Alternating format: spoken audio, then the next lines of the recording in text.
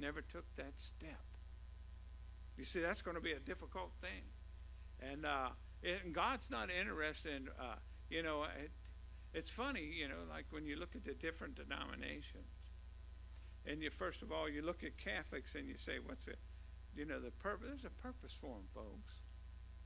I always said that Catholics are put here to feed the world. They got hospitals, they got schools, and they feed poor people and orphanages and all kinds of things like that. And God's got a reason for them and a purpose for them. The glory of a Catholic's their buildings. Now, let's go in. Let me show you my building. Yeah, how many's ever been over there to the one in Covington? What do they call that? Silica. I've been over there to that one and looked at it. That thing's gorgeous, isn't it? That's all they got. And that's what's left when the Catholics are gone. That's what's left. That's what they got. And so, and then they use that. That's what we done for the Lord. This is what we done for the Lord. And it's crazy. But you look at like the charismatics, for instance. They're into, making people feel good. It's happiness and joy is what they're about. It's trying to. They hardly have. I don't know if they ever have any soul winning programs or anything like that. But they get all washed up Baptists and Methodists and they get them, all these proselytes into their church, and then they try to cheer them up and make them happy. And so when you're jumping and rolling in the aisles and all that stuff and having a great time, you know what I'm saying? And so the charismatics are here for the joy to make us happy. But folks, it's sorry to say, but us Baptists are here to win the world to God. And that's what God put us here for. And our job is to go out and preach the gospel to every creature. And whatever that entails, I don't know, but it's a big job. That's all I know. It is a big job. And what we got, I learned a long time ago, my pastor was a very wise man. And he taught me a lot of things a little at a time. But one thing I remember he taught me, he said, Brother Harry, it's not how high you jump, brother. He says how straight you walk after you hit that ground. So we can jump as high as we want and have fun in church, but man, let's work on the walk. Let's see what we do after we hit the ground. What have we done for God? Every knee is going to bow, folks. Every knee is going to confess. And that's what he says right here. Every tongue shall confess to God. It makes no difference whether you're German, Spanish, Russian. He don't care, man. You're going to confess. Every tongue in the world will confess. I want you to know something else. Look at Isaiah 45:23.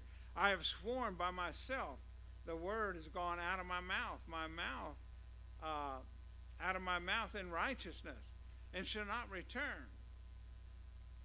That unto me every knee shall bow, and every tongue shall swear. So once again, you see, even back at 700 years before Christ ever arrived, we have Isaiah telling people that your knee's going to bow when that time comes. You're going to bow before that king, and you're going to confess.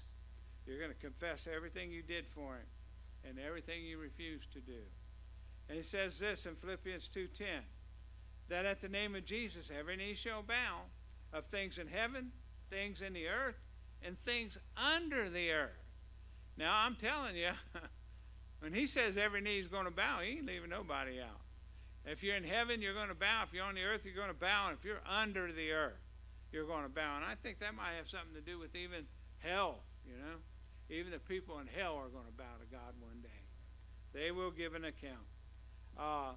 Verse number 11, Philippians 2:11, it reads like this, that every tongue shall confess that Jesus Christ is Lord to the glory of God the Father. So there's going to be a big confession. They're going to look at Jesus Christ and say, you are Lord. You are Lord. That's what they're going to say.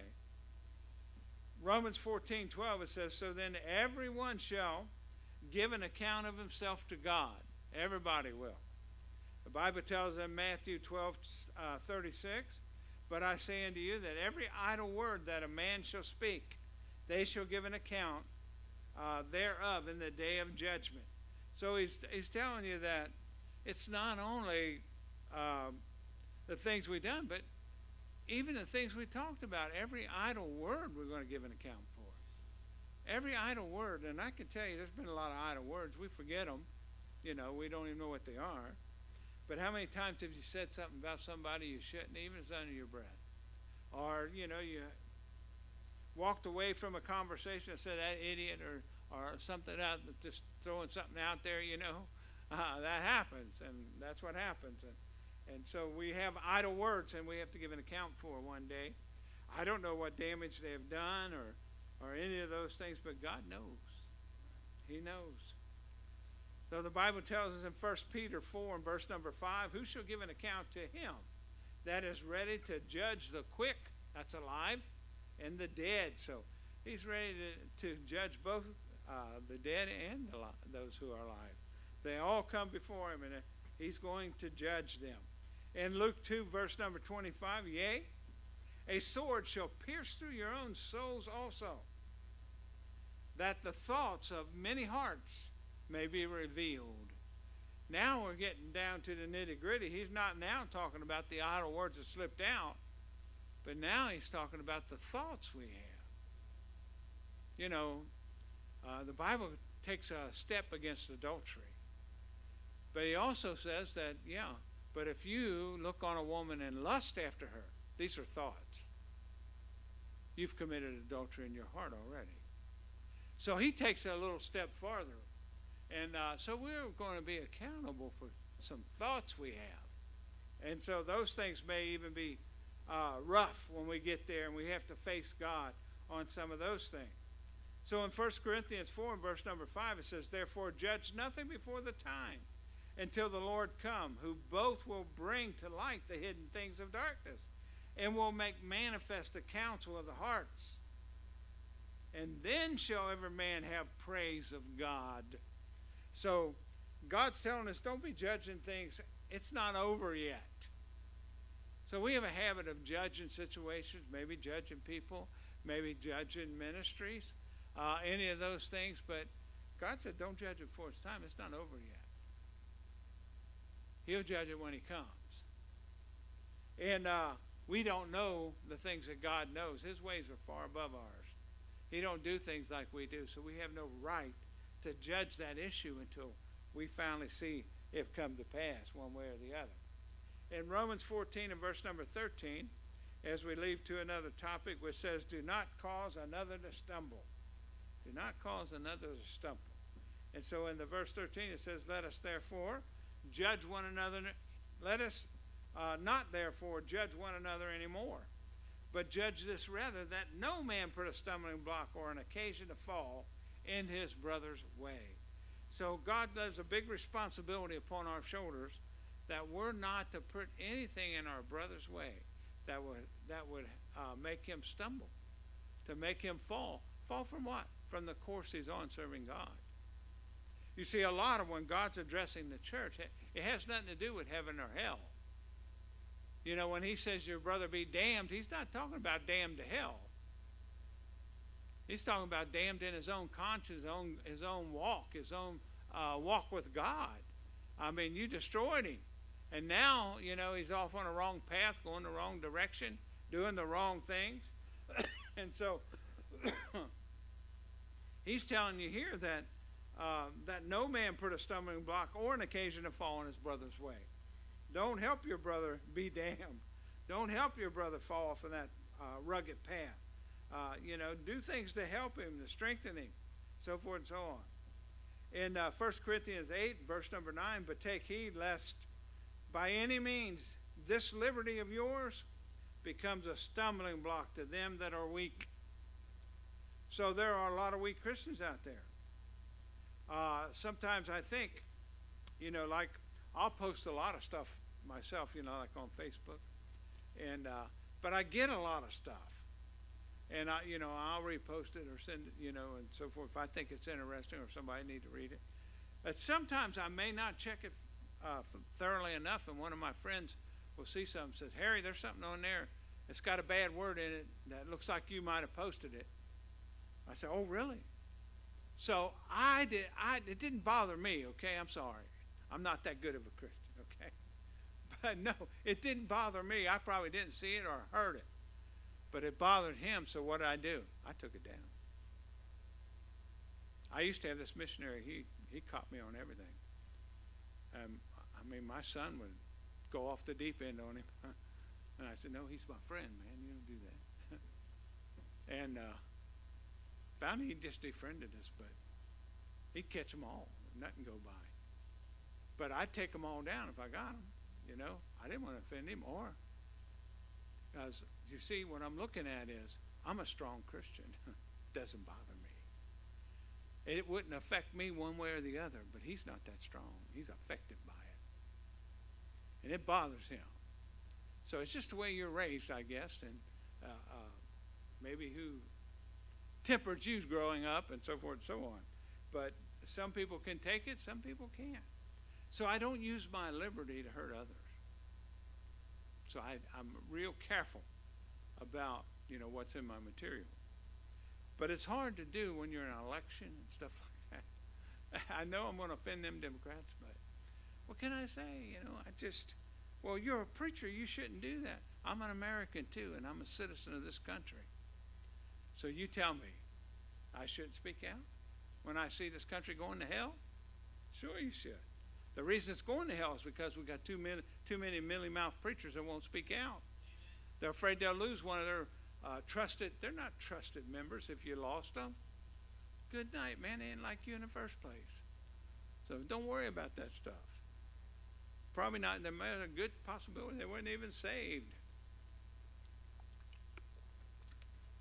And so my mom always gets, so how can you do that and be saved?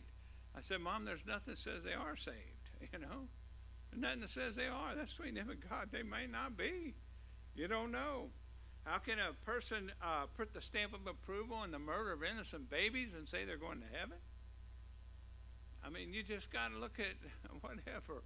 I couldn't do that, but then I'm not that strong, I guess. Maybe somebody said, well, I got the liberty to do that. But that's where faith comes in, I guess. He says this. He says, by any means, this liberty of yours becomes a stumbling block to them that are weak. And we don't want that to happen. So we'll do things and we'll change some things that don't bother us, but it might be offensive to someone else, and we do that because. And that's the same way with church, too. We do a lot of things in church, not because we're offended by it, but because others coming in might be. So we try to take anything down we think might not look Christian. Not because it bothers me, but somebody might be bothered by it. In the same way we're protecting your auditorium. Folks, you would not have believed how bad of a Pharisee I used to be at one time. I mean, I'd say people come in and I'd say you can't go in that auditorium like that. I thought this auditorium was like this was it. I mean, God's in there somewhere, and you ain't going to desecrate that place drinking coffee in there. And I mean, you wouldn't allow to bring anything to drink, couldn't bring nothing in here. And though I would have a bottle of water, I didn't want you to have one. We protected it. And I wouldn't let people sell their materials. I wouldn't let music groups sit up tables and sell their tapes and records and things like that on Sunday until I had a black preacher come preach for me one time. He told me how big a Pharisee I was. He said, you'll run out to Walmart and get what you want, but you won't let that preacher make a living, will you? You bring him in here, you got 20 people in here, you think they're going to feed him?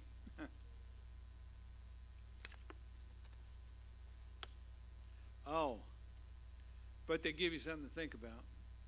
And one thing was, he said, this is just a building.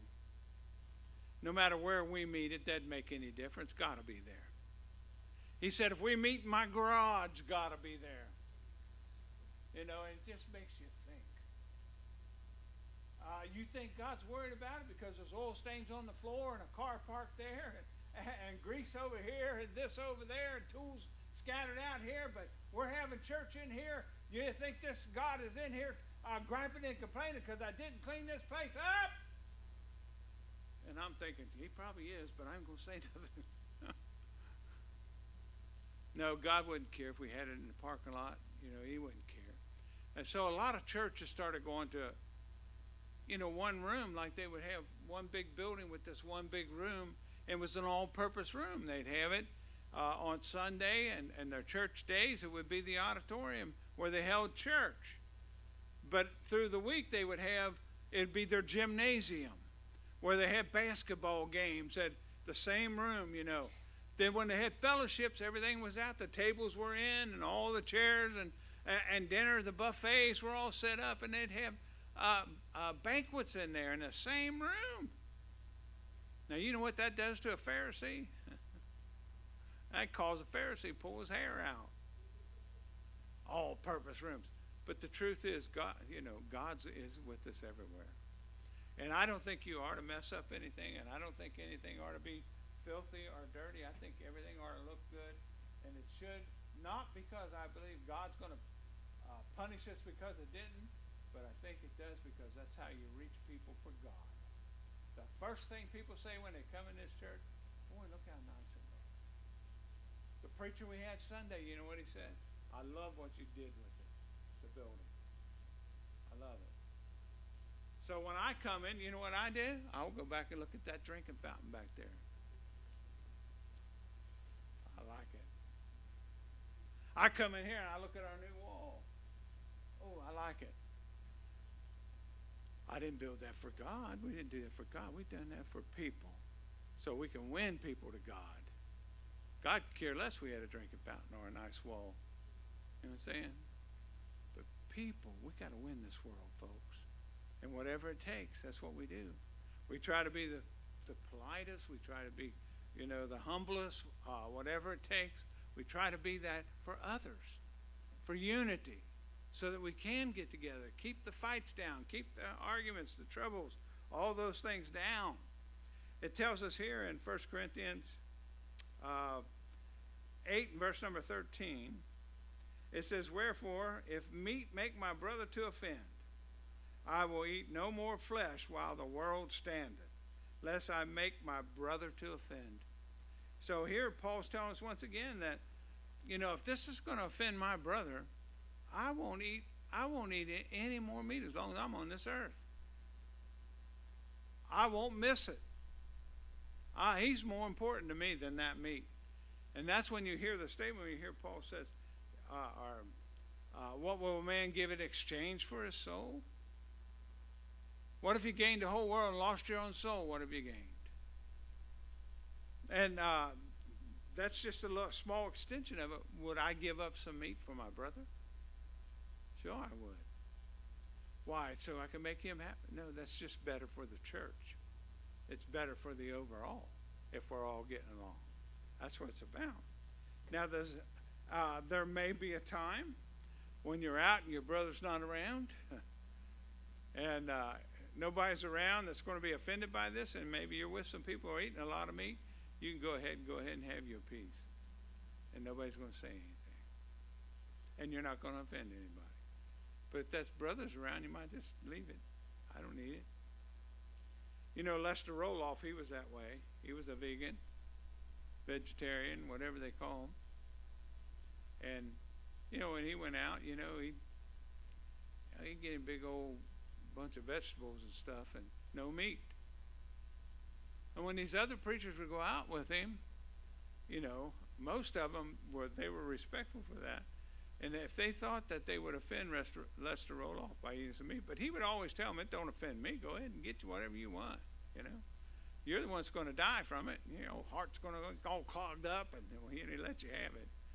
And so, but, like Pete Ruckman said, he told me, he said, he'd go out with Lester Roloff. He didn't eat any meat. He just, whatever Lester was, he ordered soup or something, along with him or whatever. But because he was his brother, and he didn't want to offend him. Anyway. But then I had other preachers tell me, well, I seen Lester eat chicken one time. Well, chicken ain't meat, is it? It's foul meat. Well, they'll sneak something in there sometimes. Chicken and fish are not meat. They can eat that, I guess. That's what they say. But then what happens? He watched out all of his life and tried to be healthy and all that. Then what happens? He gets killed in a plane crash. See what I'm saying? We can watch out, stay healthy, do all those things, but when God says come home, it makes no difference then. You're going, you're leaving. 1 Corinthians 10, verse number 30, give no offense, neither to the Jew, nor to the Gentile, nor to the church of God. And I want you to notice how God addressed three particular things here, and two of these things makes up that church, Gentiles and Jews. So he said, but don't be offensive to the Jew, don't be offensive to the Gentile, and don't be offensive in that church. You Jews and Gentiles get along. I can say, you Northerns and Southerns get along. That's what happened during the Civil War. They started bringing this country back together. People had to get along. And the preachers had to say, you guys get along. Get over it. It's over. We never were mad at one another anyhow. We were mad at the government. That's what governments do. You know what I'm saying? In 1 Corinthians 11, verse number 22, it says, what? Have ye not houses to eat and to drink in? Or despise ye the church of God, and shame them that have not? What shall I say unto you? Shall I praise you in this?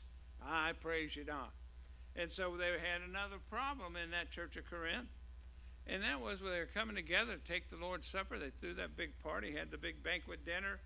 And boy, everybody brought something and gobbled it up. And the poor people in the church who had nothing to bring sit back and watched, because nobody in the church offered them any food.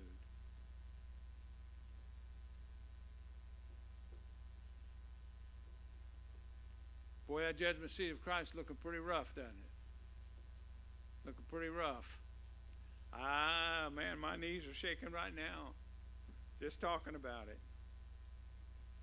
2 Corinthians 6 and verse number 3, giving no offense in anything, but the ministry be not blamed.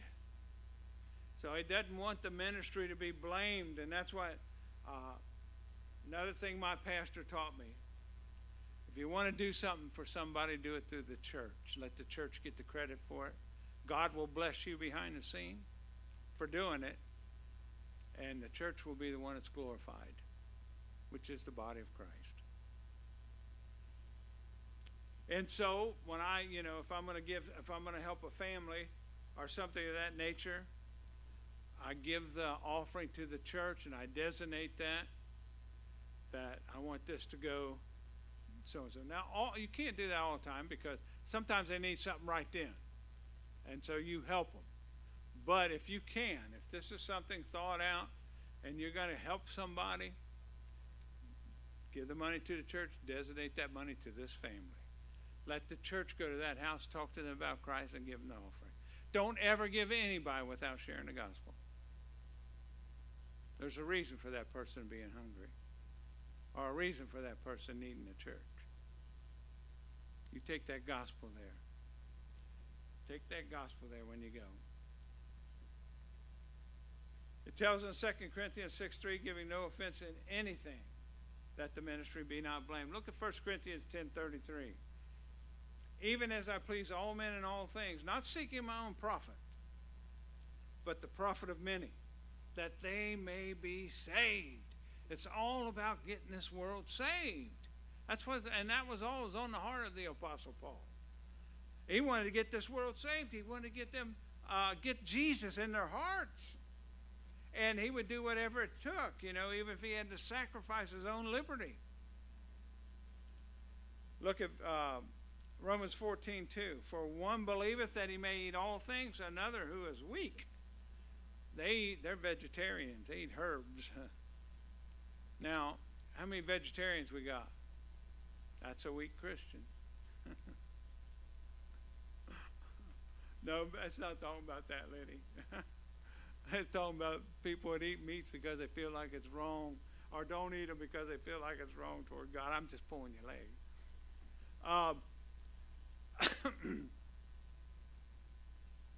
14:2, for one believeth he can eat all things, another's weak. He only eats them herbs. He only eats them broccolis and garlics and cauliflowers, And I like those things. I like them raw. I like them chopped up with a little ranch dressing, and I'm ready to go, boy. Or some of that vegetable dip. Man, that's a snack. I might have to stop by Kroger's and get me some vegetables. That's a snack and a half right there. Now, Romans 14 and verse number 20 it says, the meat destroys not the work of God. So that meat's not going to hurt anything that, as far as God's concerned.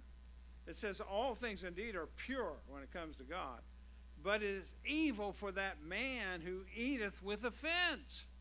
If that man sits down and eats knowing that that offends his brother, that's an evil thing. That's an evil thing. It's like sitting down and talking to somebody about something you know they're going to be offended by, but you did it on purpose. You knew they were going to be offended, but you wanted to offend them. You wanted that. Sometimes you do want that. Sometimes you just want to get their dander. I got that little devil in here somewhere. He's right here, Get off me. Get him, preacher. Get him. Prod him a little bit.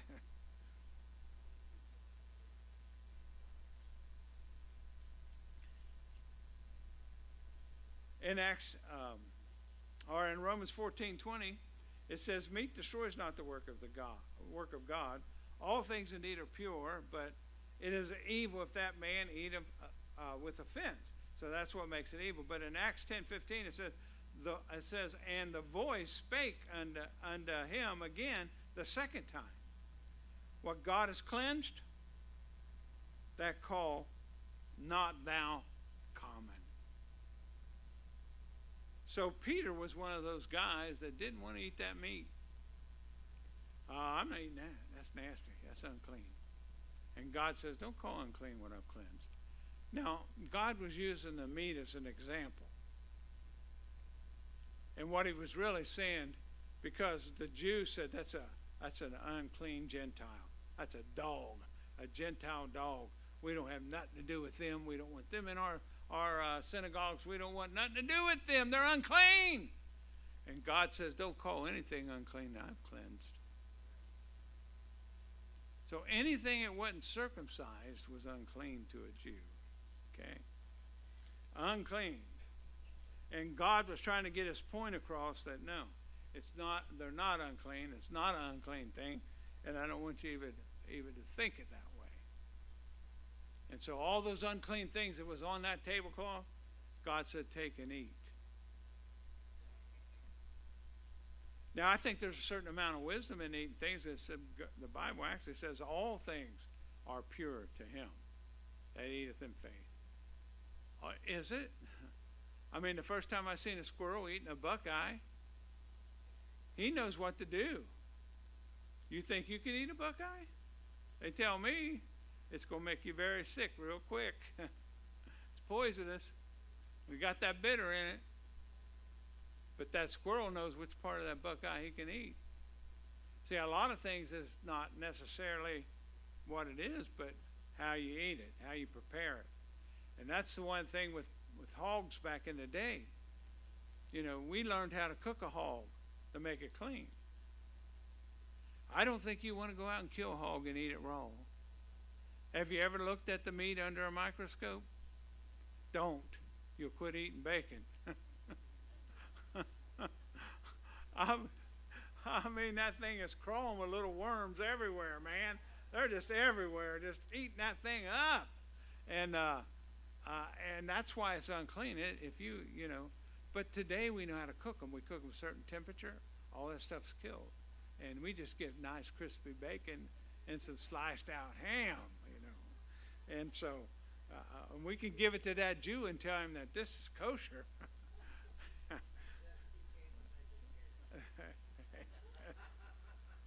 Amen. So once you learn how to cook it, once you learn how to prepare it and all those things, then, they don't, you can eat them. So you have to, there's wisdom involved in everything's pure. Wisdom involved. I believe everything can be eaten. You know what? Is it the Chinese that like bowfish? They're highly poisonous, and you got to know exactly what to do to eat those things, but they love them. Boy, if you eat one of them, you're like a dead man overnight, man. You didn't know what you were doing.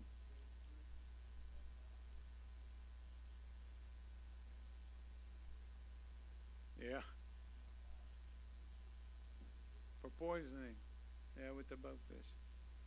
But if you know how to prepare it, they say, man, that's the best fish ever. Got to know, and it says they believe it cleanses your soul and all that stuff. Does something spiritual to you. I know. I stay away from that, but we're going to have to quit here somewhere. Let me see. We're going to stop here. Let's get down. Can we get down to verse?